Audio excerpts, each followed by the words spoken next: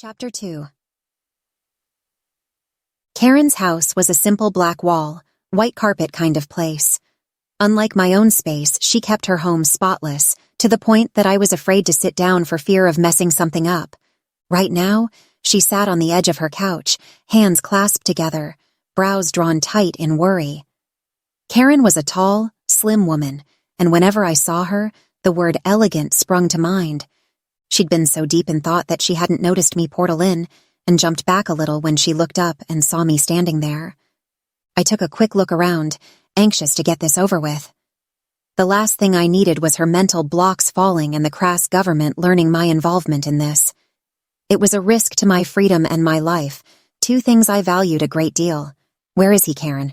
We need to go, now." She gave me a weary look, then pointed down the hall.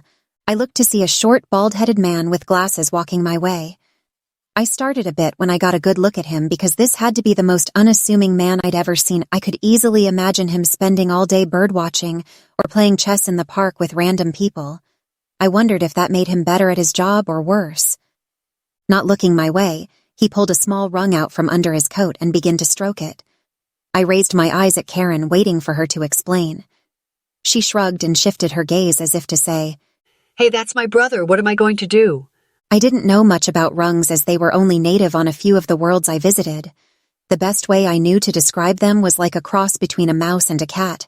They had the size and body of a mouse, yet they were covered in fur, and had the features, tail, whiskers, and attitude of a cat. Alvin rubbed the rung against his face and cooed at it.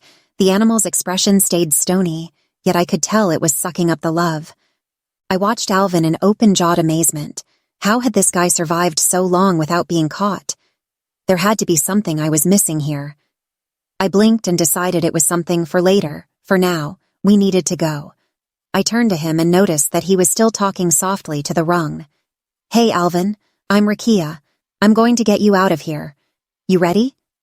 He sniffed at his rung, then turned hot eyes my way. "His name is Revor, and I do very well at my job, thank you very much." I groaned inwardly. A telepath, great. This should be fun. He cut his eyes at me again, and then went back to whispering sweet nothings in his animal's ear. Karen sat tapping her fingers and looking as if she was impatient for us to leave. I didn't blame her. The longer we stayed, the greater the risk. "Next 3 clients you're doing for free." I let her know because this was going a little above and beyond in my book. She smiled a fake grin at me and nodded. "No problem. Just get my brother to safety, please." Alvin was busy rubbing noses with the rung, ignoring us completely. "Where are your bags?" He glared at me as if I'd insulted him. "I have all that I need right here." Then he turned back to the rung, his voice low and playful. "Yes, I do. Don't I, Rever? Daddy has all he needs right here, doesn't he, Rever?" I smiled a bit, pleased that he was so affectionate with the rung, because it showed me that he wasn't all bad. Giving a final wave to Karen, I opened the portal and stepped inside. I'd made a portal to Rustic, a world not that much different from Crass. They had a low crime rate here, and most of the people were hard workers, who kept to themselves and didn't like conflict. He'd be safe here. At least I hoped he would. I already had a contact set up on Rustic. Sonia operated out of the financial district and was quick and efficient in her job. We arrived in the bathroom, next to her office, not wanting to startle anybody, by suddenly portaling into the hallway. I stepped out of the bathroom into a long white hallway, while Alvin stayed inside to use the facilities. He joined me a couple of seconds later, and I breathed a sigh of relief, thankful that we'd made it from Crass without incident. "I'm going to hand you off to a friend. She'll make sure you're set up right," I let him know. He looked annoyed I was even talking to him. "And you?" We walked the few feet to her office door. "My only job was to get you here. Don't worry, Sonia's good at what she does.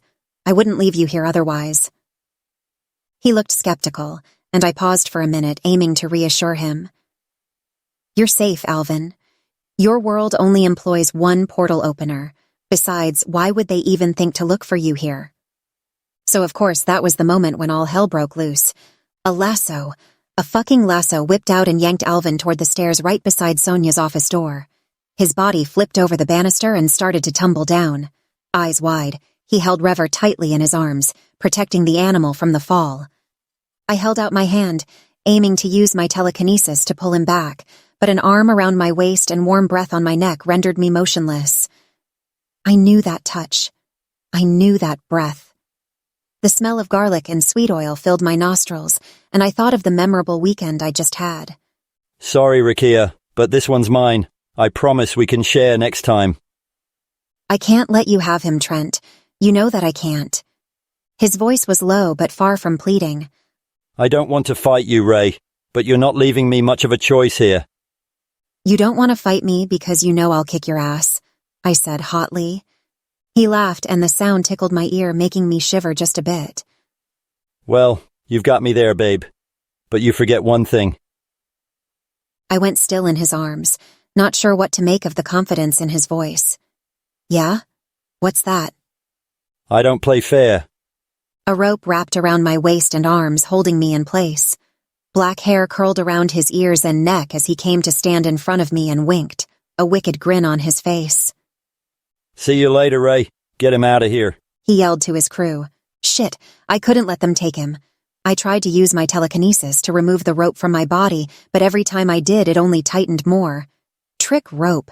He'd used trick rope on me, that dirty scoundrel. I let out a frustrated huff as I watched them disappear from sight, vowing to get my client back.